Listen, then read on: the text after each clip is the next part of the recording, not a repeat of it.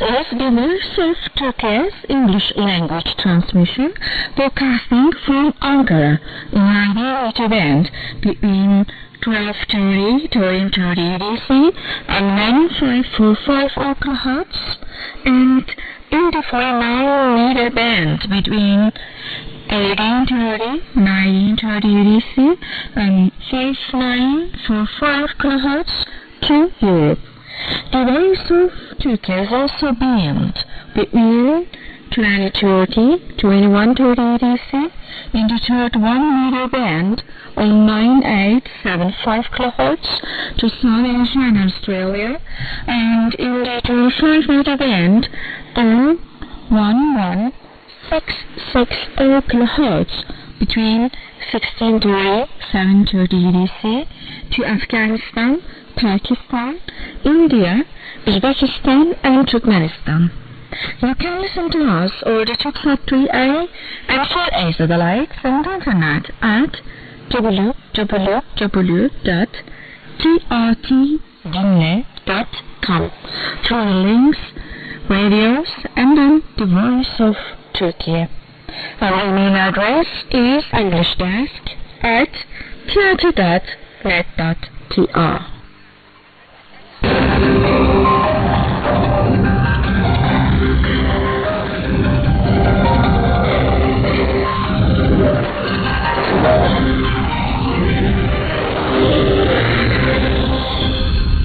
Ladies and gentlemen, hello. This is Halil İbrahim Sarıkaya from Voice of Turkey. Today, 20th of June 2023. You are listening to the news. UN Secretary General Antonio Guterres on Monday urged the Israeli government to halt and reverse its latest decision on settlement activity in the occupied West Bank, said a UN spokesperson. The Secretary General is deeply troubled by yesterday's decision by the Israeli government to amend settlement planning procedures. The charges can be expected to expedite the advancement of Israeli settlement plans in the occupied West Bank, including East Jerusalem, said UN Deputy Spokesperson Farhan Haq in a statement. The Secretary General is also deeply alarmed by the anticipated advancement next week of over 4,000 settlement housing units by Israeli planning authorities, Haq said. Guterres reiterated that settlements are a flagrant violation of international law and a major obstacle to the realization of a viable two-state solution and a lasting peace. He noted that expansion of the settlements is a significant driver of tensions and violence and deepens humanitarian needs. The expansions further entrenches Israel's occupation of Palestinian territory, enroaches on Palestinian land and natural resources, hampers the free movement of the Palestinian population, and undermines the legitimate rights of the Palestinian people to self-determination and sovereignty, he added. Guterres urged the Israeli government to halt and reverse such decision and immediately and completely cease all settlement activities in the occupied Palestinian territory, fully respecting its legal obligations in that regard. Russian journalists produce documentary on Turkey's president. Russian International Affairs journalist and TASS news agency first deputy director General Mikhail Guzman presented a documentary on Monday about Turkey's President Recep Tayyip Erdogan at the Turkish embassy in Moscow. Russian Deputy Foreign Minister Alexander Grushko, Turkey's ambassador to Russia Mehmet Samsar, TASS Director General Sergei Mikhailov, and diplomatic representatives of foreign countries and journalists attended the screening, which was held under the auspices of the embassy.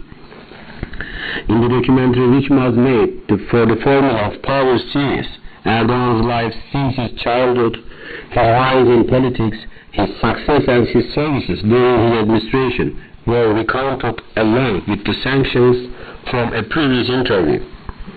In addition, important statements from President Erdogan's book, A Fairer World is Possible, which was translated into Russian with the coordination of the Directorate of Communications, were included in the documentary, and Erdogan's views were emphasized. The documentary was also broadcast on Russian state television channel Russia 24 a short while ago. After the screening, Guzman answered interviewers' questions about President Erdogan and the documentary. President Erdogan is a great politician. Erdogan's role as a leader today is extremely important, not only in Turkey but also in the world. What impressed me the most about him was his incredible ability to understand the arguments, to dig deep into the core of the issues we discussed, Guzman said. Drawing attention to the close relationship between Erdogan and his Russian counterpart, Vladimir Putin, Guzman said, yes, there may be their different points of view on many issues, their analysis or some of their evaluations may differ, but it's vital for the world that those leaders have a trustworthy relationship, which is very important. Turkey neutralized two high-ranking PKK terrorists in northern Iraq. The Turkish military has neutralized two high-ranking PKK terrorists in northern Iraq, security sources said. The terrorists were targeted on Monday in the Operation Clock Zone, and the large number of arms and ammunition, including two M16 rifles, 185.56mm rounds, an RPG-7 grenade launcher, night vision binoculars, and camera were seized. Turkish authorities used the term neutralized to imply the terrorists in question surrendered or were killed or captured. Ankara has been carrying out several anti-terror offensives in northern Iraq to root out terrorists who hide in these areas and plot cross-border attacks on Turkey. Rescuers racing against clock in search for Titanic submersibles. Authorities in the US and Canada are racing against the clock Monday to locate a submersible vessel that was carrying people to see the Titanic wreckage site in the North Atlantic Ocean. The vessel has between 70 to 96 hours of sustainment capability if there was an emergency on board. U.S. Coast Guard Rear Admiral John McClure told reporters at a briefing the assessment is based on information provided by the company that operates the submersible. 5 people are on the submersible.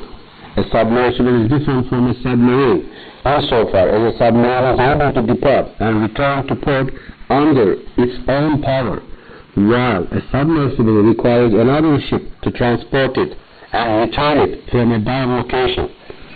Nagar identified the vessel that took the submersible out of the dive site at Polar Pass and Canada flagged icebreaker. The search is taking place about 1,448 kilometers east of Cape Cod, where the water is roughly 3.9 kilometers deep. Canada and US have each deployed C-130 planes with October, also sending a P-8 Poseidon maritime patrol plane to the region of the North Atlantic. Authorities were notified by the vessel operator Sunday afternoon that the submersible was overdue after it departed for the Titanic wreck site earlier that day. Officials have not quickly identified the individuals who were on the vessel, but a Facebook post from the UK billionaire Hamish Harding on Saturday said, "Weather window has just opened up and we are going to attempt a dive tomorrow." That toll of migrant boats sinking of Greece climbs to 81, with hundreds still unaccounted for. The confirmed death toll of last week's shipwreck of southern western Greece climbed to 81, even as hundreds more migrants are feared drowned, said local media on Monday. The bodies of 3 migrants were recovered in the area close to sinking, said public broadcaster ERT. And search operations are still underway with the participation of brig, frigate, helicopter and aircraft. A total of 104 people were rescued, but the death toll is expected to rise as survivors said the vessel was carrying more than 600 migrants, mostly from Pakistan, Egypt and Syria. According to human rights groups, the Greek Coast Guard might have ignored SOS signals from the boat, while some survivors accused Greek authorities of being directly involved in the accident. Separately, 9 suspected human traffickers were granted 24 hours to prepare their testimony over accusations that they captained the boat. all the suspects have reportedly denied the accusations. According to lawyers, the suspects said that, like other migrants, they had paid to reach Italy. In a related development, Greek authorities rejected a BBC report that claimed that the boat was immobilized for hours before it eventually sunk. After its initial detection by the Greek Coast Guard, the boat had traveled some 13 nautical miles before it sank, they said. And that was the news, brought to you by the Voice of Turkey. Goodbye, dear listeners.